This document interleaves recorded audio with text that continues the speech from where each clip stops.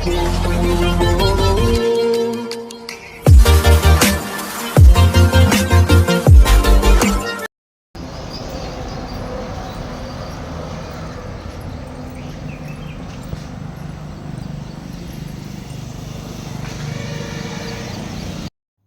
Friends, very good morning. Welcome back to my YouTube channel. ಇವತ್ತಿನ ವ್ಲಾಗ್ನ start ಮಾಡೋಣ ಬನ್ನಿ. ನಾನು ಹಿಂದಿನ ದಿನ ಒಂದು ವ್ಲಾಗ್ನ ಹಾಕಿದೆ, ಊರಿನ ವ್ಲಾಗ್ ಅಂತಲೇ ಹೇಳ್ಬೋದು. ಇದು ಪಾರ್ಟ್ 2.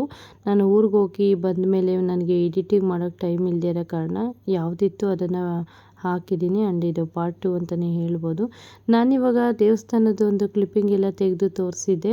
ದೇವಸ್ಥಾನದಿಂದ ಬಂದಮೇಲೆ ನೈಟು ಮಲ್ಕೊಂಡ್ವಿ. ಮಾರ್ನಿಂಗ್ ಬೆಳಗ್ಗೆನೇ ವ್ಲಾಗ್ನ ಕಂಟಿನ್ಯೂ ಮಾಡ್ತಾ ಇರೋದು. ಅರ್ಲಿ ಮಾರ್ನಿಂಗು ಕಾಫಿ ಕುಡಿದು ನಾವು 1-2 ಬಕೆಟ್ ಬಟ್ಟೆ ನೆನೆಸಿದ್ರು ಅಕ್ಕ. ಸೊ ಬಟ್ಟೆ ವಾಶ್ ಎಲ್ಲ ಮಾಡಿ ಒಣ ಹಾಕ್ಬಿಟ್ಟು ಬಂದ್ವಿ ಟೆರಸಲ್ಲಿ ಅಕ್ಕ ನಾನು. ಇವಾಗ ಎಳ್ಳಿಕಾಯಿ ಬೇಕಿತ್ತು. ಅವಳು ನಾನು ಸರ್ಕಸ್ ಮಾಡ್ತಾಯಿದ್ವಿ, ನನ್ನ ತಂಗಿ ನಾನು. ಅವಳು ಒಂದು ಸ್ವಲ್ಪ ಕಿತ್ಕೊಂಡು ಹೋಗ್ತೀನಿ, ನನಗೂ ಒಂದು ಸ್ವಲ್ಪ ಬೇಕಿತ್ತು. ಈ ಬೇಸಿಗೆಗಾಲ ಅಲ್ವಾ, ಇವಾಗ ಮನೇಲಿ ಎಳ್ಳಿಕಾಯಿ ಜ್ಯೂಸ್ ಆದಷ್ಟು ತಂಪು ಅಂತಲೇ ಹೇಳ್ಬೋದು. ಪಿತ್ತ ಇದಕ್ಕೆಲ್ಲನ ತುಂಬ ಒಳ್ಳೆಯದು ಅಂತಲೇ ಹೇಳ್ಬೋದು. ಸೊ ಹಾಗಾಗಿ ನಾವಿಬ್ಬರು ಏನು ಸರ್ಕಸ್ ಮಾಡ್ತಿದ್ದೀವಿ ಅಂದರೆ ಬಕೆಟ್ ಹಾಕ್ಕೊಂಡು ಎಳ್ಳಿಕಾಯಿ ಕೆಳಲಿಕ್ಕೆ ಟ್ರೈ ಮಾಡ್ತಾಯಿದ್ದೀವಿ. ಸೊ ಅವಳು ಬಿದ್ದೋಗ್ತಾಯಿದ್ಲು, ಜಸ್ಟ್ ಮಿಸ್ ಅಂತಲೇ ಹೇಳ್ಬೋದು. ಈ ಎಳ್ಳಿಕಾಯಿ ಮರದಲ್ಲಿ ತುಂಬ ಎಳ್ಳಿಕಾಯಿ ಬಿಟ್ಟಿದೆ, ಬಟ್ ತುಂಬ ಚೊಂಜ್ಗ ಅಂತ ಹೇಳ್ತಾರಲ್ಲ ಆ ಥರದ್ದು ಕೆಂಪಿರುವೆ ಜಾಸ್ತಿ ಇದೆ ಅಂತಲೇ ಹೇಳ್ಬೋದು. ಇವನು ಹಣ್ಣು ಕೀಳ್ತಿದ್ದಾರೆ ಅಂತ ಬರ್ತಾ ಇದ್ದಾನೆ. ಮಗ ಬರ್ತಾ ಇರೋದಕ್ಕೆ ನನ್ನ ತಂಗಿ ಓಡ್ತಾ ಇದ್ದಾಳೆ, ನನ್ನ ಮಗ ಬರ್ತಾ ಇದೆ ಅಂತ. ಸೊ ಹೀಗೆ ಇನ್ನು ಎಳ್ಳಿಕಾಯಿ ಕಿತ್ಕೊಂಡು ಬಂದ್ವಿ. ಇನ್ನು ಇವರು ವೀರಭದ್ರಣ್ಣವರು ವಿಡಿಯೋ ನೋಡಿದ ತಕ್ಷಣ ಚೆನ್ನಾಗಿ ಪೋಸ್ ಕೊಡ್ತಾರೆ. ಸೊ ತುಂಬಾ ಖುಷಿಯಾಗುತ್ತೆ ಅಂತಲೇ ಹೇಳ್ಬೋದು. ಯಾರು ಒಬ್ಬರು ಸಪೋರ್ಟ್ ಮಾಡ್ತಾಯಿದ್ರೆ ಅಲ್ವಾ ನಮಗೂ ವಿಡಿಯೋ ಮಾಡಲಿಕ್ಕೆ ಒಂದು ಖುಷಿ ಅಂತಲೇ ಹೇಳ್ಬೋದು. ಎಳ್ಳಿಕಾಯಿ ಎಲ್ಲ ಕಿತ್ಕೊಂಡ್ವಿ. ನಾಷ್ಟ ಮಾಡಿಕೊಂಡು ನಮ್ಮ ಚಿಕ್ಕತ್ತೆಗೆ ಹುಷಾರಿರಲಿಲ್ಲ, ಹೋಗಿ ಮಾತಾಡ್ಸ್ಕೊಂಡು ಬರೋಣ. ಆನ್ ದ ವೇ ಗೊತ್ತಿರಬೇಕು, ಇಲ್ಲಿಂದ ನಮ್ಮ ಅಕ್ಕವ್ರ ಮನೆಯಿಂದ 1.5-2 ಕಿಲೋಮೀಟರ್ ಅಷ್ಟೇನೇ ಇರೋದು. ಸೊ ಹೋಗಿ ಬರೋಣ ಅಂದ್ಕೊಂಡು ಹೋಗಿದ್ವಿ. ಹಿಂದಿನ ದಿನ ಅಮ್ಮನೂ ಬಂದಿದ್ರಲ್ವ, ನಡ್ರಿ ಹೋಗ್ಬಿಟ್ಟು ಬರೋಣ ಅಂದ್ಕೊಂಡು ಮಾರ್ನಿಂಗು ಹೋಗ್ತಾಯಿದ್ದೀವಿ. ನಾಷ್ಟ ಎಲ್ಲ ಮುಗಿಸ್ಕೊಂಡು ನಾವು ಬೆಂಗಳೂರಿಗೆ ಹೊರಡಬೇಕಿತ್ತು.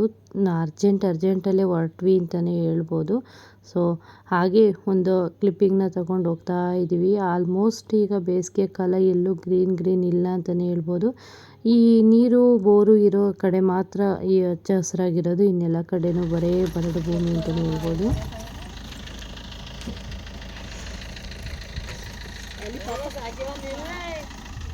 ಎಷ್ಟು ಚೆನ್ನಾಗೈತೆ ನೋಡಿ.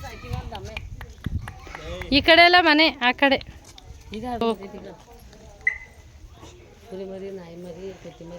ಅಲ್ಲ ಬದನೆಕಾಯಿ ಲಾಸ್ಟ್ ಟೈಮೆಲ್ಲ ಸಖತ್ತಾಗಿ ಬಿಟ್ಟಿತ್ತು. ಈಗ ಅಲ್ಲೇ ಸಣ್ಣ ಪೀಚೆ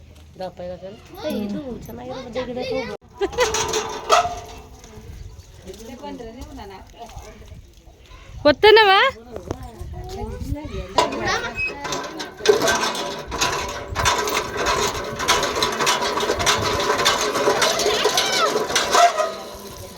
ಇನ್ನು ನನ್ನ ಮಕ್ಕಳು ಬಂದರೆ ಎಲ್ಲೂ ಬಂದ್ರೂ ಹುಡುಕ್ತಾ ಇರ್ತಾರೆ. ಅದಕ್ಕೆ ತಕ್ಕಂತೆ ನಮ್ಮ ಚಿಕ್ಕತ್ತೆ, ನಮ್ಮ ಚಿಕ್ಕ ಮಾವ ಸಪೋರ್ಟಿವ್ ಅಂತಲೇ ಹೇಳ್ಬೋದು.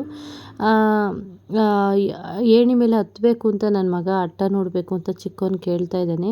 ಹಿಂಗೆ ಬಿದ್ದೋಗ್ತೀಯಪ್ಪ, ಹಿಂಗಾಕು ಹಂಗಾಕು ಅಂತೇಳಿ ಏಣಿ ರೆಡಿ ಮಾಡಿ ಕೊಡ್ತಾ ಇದ್ದಾರೆ. ಕೊನೆಗೂ ಅವನಿಗೆ ಧೈರ್ಯ ಸಾಲಿಲ್ಲ, ಅಲ್ಲಿಗಂಟ ಹತ್ಬಿಟ್ಟು ವಾಪಸ್ ಇಳಿದುಬಿಟ್ಟ. ಇನ್ನು ನಮ್ಮ ದೊಡ್ಡವನಾದರೆ 1-2 ಸೆಕೆಂಡಿಗೆಲ್ಲ ಹತ್ತಿ ಬಿಸಾಕ್ಬಿಡ್ತಾನೆ. ಆದರೆ ನಮ್ಮ ಚಿಕ್ಕವನು ಹತ್ತಲ್ಲ. ಸೊ ಹಾಗೆ ನೋಡ್ಬೋದು.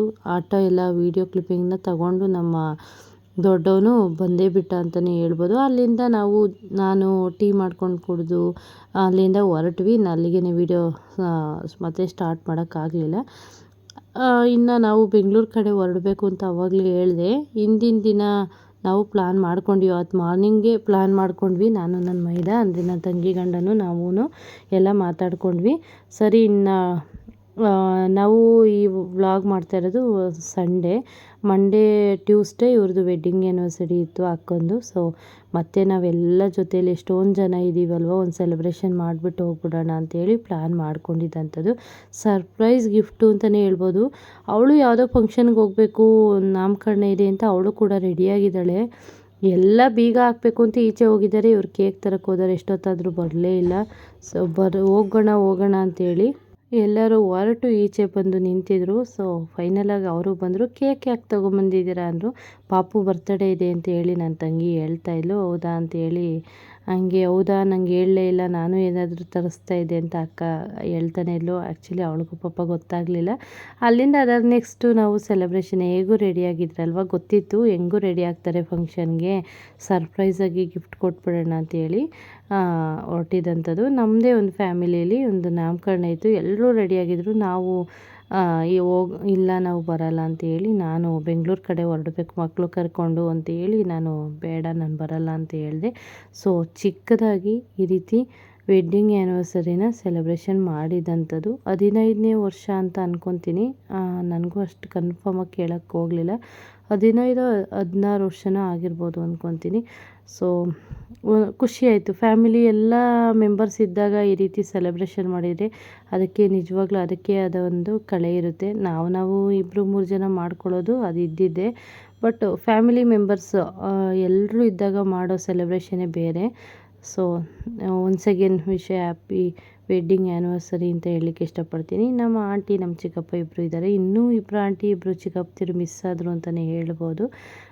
ಇನ್ವೈಟ್ ಮಾಡಿದರು, ಕರೆದಿದ್ರು ದೇವಸ್ಥಾನಕ್ಕೆ, ಕಾರಣಾಂತರದಿಂದ ಅವರು ಬರೋಕ್ಕಾಗಿಲ್ಲ. ಸೊ ಹಿಂಗಾಯಿತು. ಇನ್ನು ಹಣ್ಣು ನಮ್ಮ ಪಾಪ ಕೇಕ್ ತಿನ್ನೋಕ್ಕಾಗಲಿ ರೆಡಿ ಅಂತಲೇ ಹೇಳ್ಬೋದು. ಈ ಮಿಂಚನ್ನ ತೊಗೊಂಡು ಬಂದು ಕೇಕ್ ಮೇಲೇ ಇದು ಬ್ಲಾಸ್ಟ್ ಮಾಡಿಬಿಟ್ರು. ಸೊ ಕೇಕ್ ಮೇಲೆಲ್ಲ ಆಗೋಯಿತು. ಸೊ ಹಾಗೇ ಫಸ್ಟಿಗೆ ನಮ್ಮ ಚಿಕ್ಕಪ್ಪ ನಮ್ಮ ಆಂಟಿ ನಿಂತ್ಕೊಂಡು ವಿಶ್ ಮಾಡ್ತಾಯಿದ್ದಾರೆ ವೆಡ್ಡಿಂಗ್ ಆ್ಯನಿವರ್ಸರಿಗೆ. ಆ್ಯಂಡ್ ಅದರ ನೆಕ್ಸ್ಟ್ ನಾನು ನನ್ನ ಹಸ್ಬೆಂಡ್ ಕೂಡ ವಿಶ್ ಮಾಡ್ತಾಯಿದ್ದೀವಿ. ಹೀಗೆ ನನಗೆ ಈ ಥರದ್ದೊಂದು ಚಿಕ್ಕ ಪುಟ್ಟ ಏನು ಹೇಳ್ತಾರೆ ಸೆಲೆಬ್ರೇಷನಲ್ಲೇ ತುಂಬ ಖುಷಿ ಪಡ್ತೀನಿ ಅಂತಲೇ ಹೇಳ್ಬೋದು. ನನಗೆ ದೊಡ್ಡದಾಗಿ ಮಾಡಬೇಕು ಆ ಥರದ್ದೆಲ್ಲ ಏನಿಲ್ಲ, ಈ ಥರ ಚಿಕ್ಕ ಪುಟ್ಟದ್ರಲ್ಲೇ ನಾನು ಖುಷಿನ ಪಡೋವಂಥದ್ದು. ಸೊ ಹಿಂಗಾಯಿತು. ಅಲ್ಲಿಂದ ನೆಕ್ಸ್ಟು ಎಲ್ಲರೂ ಫ್ಯಾಮಿಲಿ ಮೆಂಬರ್ಸ್ ಎಲ್ಲ ಫೋಟೋ ತೆಕ್ಕೊಂಡು ಎಲ್ಲರೂ ಕೇಕ್ ತಿನ್ನಿಸೋದು ಮಾಡೋದು ಎಲ್ಲ ಮಾಡ್ತಾಯಿದ್ರು. ಅದಾದ ನೆಕ್ಸ್ಟ್ ನಮ್ಮಮ್ಮ ನಮ್ಮ ಅತ್ತೆ ಇಬ್ಬರೂ ಕೇಕ್ನ ತಿನ್ನಿಸ್ತಾ ಇದ್ದಾರೆ. ಗೊತ್ತಿಲ್ಲ ಮುಂದೆ ಯಾರಿರ್ತಾರೆ ಯಾರಿರಲ್ಲ, ಇವತ್ತಿದ್ದ ಮನುಷ್ಯ ನಾಳೆ ಇಲ್ಲ ಅಂತ ಹೇಳ್ತಾರೆ. ಆ ಥರದ್ದೊಂದು ಸಿಚುವೇಶನ್ ಇವತ್ತಿನ ಇದಿದೆ. ಎಲ್ಲ ಇರುವಷ್ಟು ದಿನ ಖುಷಿಯಾಗಿರಬೇಕು ಅನ್ನೋದೇ ನಮ್ಮ ಆಸೆನೂ ಕೂಡ. ಇನ್ನು ಸ್ವಲ್ಪ ದಿನ ನಾವು ಊರಿಗೂ ಸೆಟ್ಲ್ ಆಗ್ತಾಯಿದ್ದೀವಿ, ಇನ್ನು ಹತ್ರ ಆಗ್ತೀವಿ, ಇನ್ನೂ ಚೆನ್ನಾಗಿರುತ್ತೆ ನಮ್ಮ ಫ್ಯಾಮಿಲಿ ಅಂತ ಅಂದ್ಕೊತೀನಿ. ಇನ್ನು ಅದಾದಮೇಲೆ ನನ್ನ ತಮ್ಮನೂ ಕೂಡ ಕೇಕ್ನ ತಿನ್ನಿಸ್ತಾ ಇದ್ದಾನೆ. ಅದೇ ಆವಾಗಲೇ ಹೇಳ್ದಾಗೆ ಬ್ಲಾಸ್ಟರ್ ಹೋಗಿ ಕೇಕಲ್ಲಿ ಸೇರ್ಕೊಂಡ್ಬಿಟ್ಟಿದೆ, ಕೇಕ್ ತಿನ್ನಿಸ್ದಾಗೆಲ್ಲ ಅದು ಬ್ಲಾಸ್ಟರ್ ಸೇರ್ಕೊಂಡ್ಬಿಟ್ಟಿದೆ. ಸೊ ಹಿಂಗಾಯಿತು. ಲಾಸ್ಟಿಗೆ ನನ್ನ ತಂಗಿ ಗಂಡ ಮಕ್ಕಳು ಅವ್ರ ಫ್ಯಾಮಿಲಿ ಕೇಕ್ನ ತಿನ್ನಿಸ್ಕೊಂಡು ಒಂದು ಸೆಲ್ಫಿ ತೆಗೆಸ್ಕೋಬೇಕು ಅಂತ ಹೇಳಿ ತೆಗೆಸ್ಕೊತಾ ಇದ್ದಾರೆ. ನಾನು ಪೋಸ್ ಕೊಡಬೇಡ ಬಾರೆ ಅಂತ ರೇಗಿಸ್ತಾ ಇದ್ದೆ, ಅದಕ್ಕೆ ಅವಳು ಏನೋ ಹೇಳ್ತಾಯಿದ್ಲು. ನಮ್ಮ ಅಕ್ಕ ಅವ್ರು ವಾರ್ಗಿತಿ ನೆಕ್ಸ್ಟು ಅವರು ಬಂದರು, ಕೇಕ್ ತಿನ್ನಿಸಿದ್ರು, ಅವರು ತಿಂದರು. ಅದಕ್ಕೆ ನಾನು ಕೇಳ್ತಾಯಿದ್ದೆ ಏನಂತ ವಿಶ್ ಮಾಡಿದೆ ಹೊಸದಕ್ಕಂದರೆ ನಾನೇನು ಮಾಡಲಿಲ್ಲ ಅಂದರು. ಅದಕ್ಕೆ ನಗಾಡ್ತಾಯಿದ್ವಿ. ಫೈನಲಾಗಿ ಲಾಸ್ಟಲ್ಲಿ ನಮ್ಮಮ್ಮ ಹಂಗೆ ಉಳ್ಕೊಂಡ್ಬಿಟ್ಟಿದ್ರು.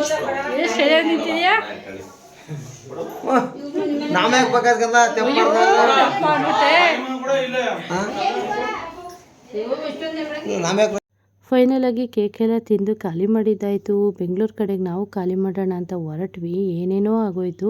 ಮೊದಲಿಗೆ ನನ್ನ ಹಸ್ಬೆಂಡು ಇನ್ನೂ ಕೆಲಸ ಇತ್ತು ಇಲ್ಲಿ ಊರಲ್ಲಿ ಬಂದಿದ್ದಂಥದ್ದು, ಅವ್ರು ಇಲ್ಲೇ ಉಳ್ಕೊತೀನಿ ಅಂತ ಹೇಳಿ ಕಾರಲ್ಲಿ ಬಸ್ ಸ್ಟಾಪಿಗೆ ಡ್ರಾಪ್ ಹಾಕ್ಸ್ಕೊಳ್ಳೋಣ ಅಂದ್ಕೊಂಡು ಹೋದ್ವಿ. ಬಸ್ ಸ್ಟಾಪಿಗೂ ಕೂಡ ಹೋದ್ವಿ.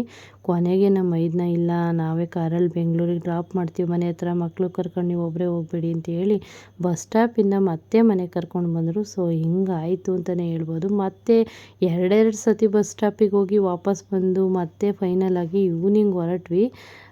ಎಲ್ರಿಗೂ ಬಾಯ್ ಮಾಡಿ ಹೊರಟು ಬಸ್ ಸ್ಟಾಪಿಗೆ ಹೋಗಿ ಬಸ್ ಇನ್ನೇನು ಬಂದಿದ್ರೆ ಹೋಗ್ಬಿಡ್ತಾ ಇದ್ವಿ. ಅಷ್ಟರೊಳಗೆ ಇವರು ಫಂಕ್ಷನ್ಗೆ ಅಂತ ಬಂದ್ರಲ್ವ, ಅವ್ರು ಕಳಿಸ್ಲೇ ಇಲ್ಲ. ಕೊನೆಗೆ ಅವ್ರ ಜೊತೆ ನೈಟು ಒಂದು 8 ಗಂಟೆ ಮೇಲೆ ನಾವು ಹೊರಟಿದ್ದಂಥದ್ದು. ಬೆಂಗಳೂರಿಗೆ ರೀಚ್ ಆಗೋತ್ತಿಗೆ 10 o'clock ಆಯಿತು ಅಂತಲೇ ಹೇಳ್ಬೋದು. ಸೊ ಫ್ರೆಂಡ್ಸ್, ಇವತ್ತಿನ ವ್ಲಾಗ್ ಇದಾಗಿತ್ತು.